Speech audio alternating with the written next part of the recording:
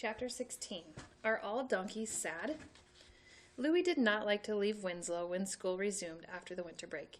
He fed Winslow before he left the first day and tucked 2 stuffed animals in the pen with him, along with one of his own shirts that had his smell on it.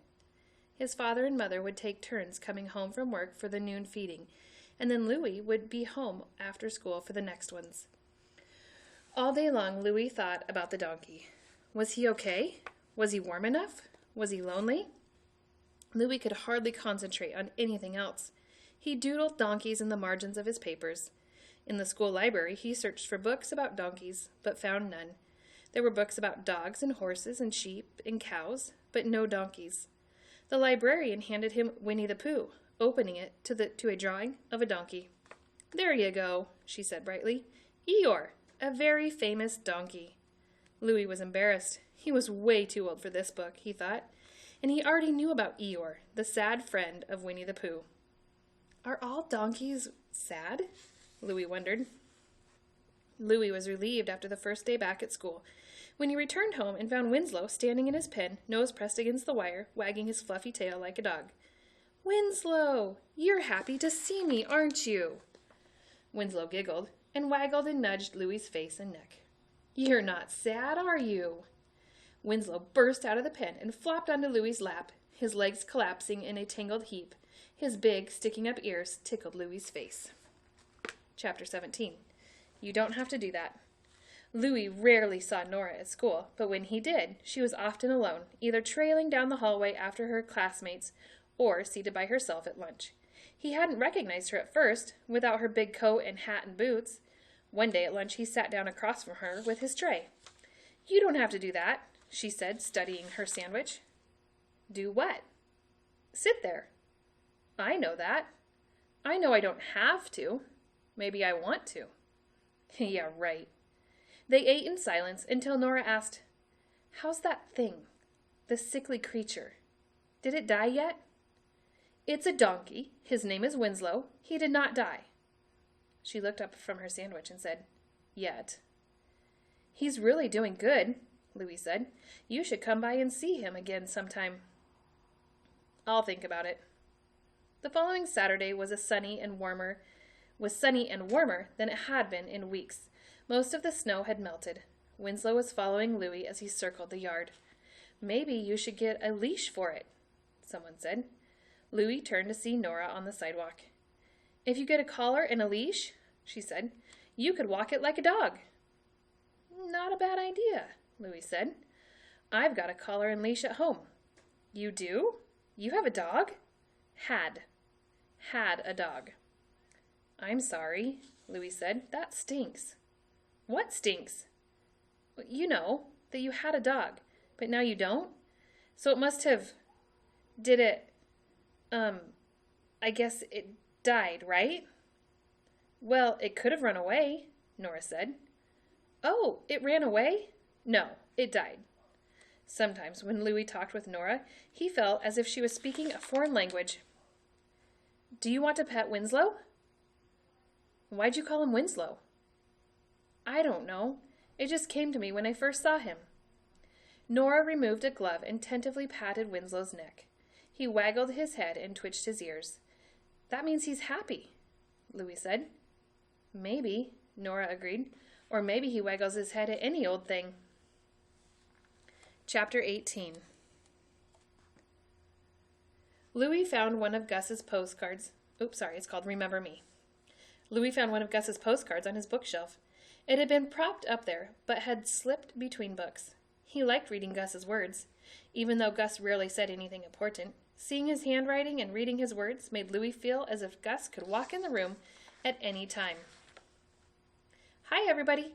I'm sorry I haven't written for the last couple weeks. We have been in some hard training, and I fall into my bunk every night, too tired to read or write or think. I don't have any news, so I'll sign off for now. Remember me, Gus." Chapter 19. The Girl with the Yellow Hat. On Saturday morning, after a fresh snowfall the night before, Louis's mother said, "Nora is out there again. Why doesn't she come to the door? Are you supposed to sense that she's outside?" Nora was walking back and forth in front of the house, swinging something. A rope? in her hand. "Nora, you want to come in?" "I was just walking by. I brought the leash." "The leash?" "For the donkey, if you want to walk it, or not. I have a collar thingy too. You know what else?" "What?" "You could take the donkey over to the sledding hill."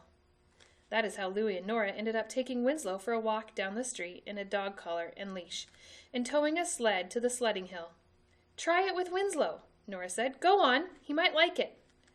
Louie bundled Winslow in his arms and climbed on the sled, and with a push from Nora, off they went, careening down the hill.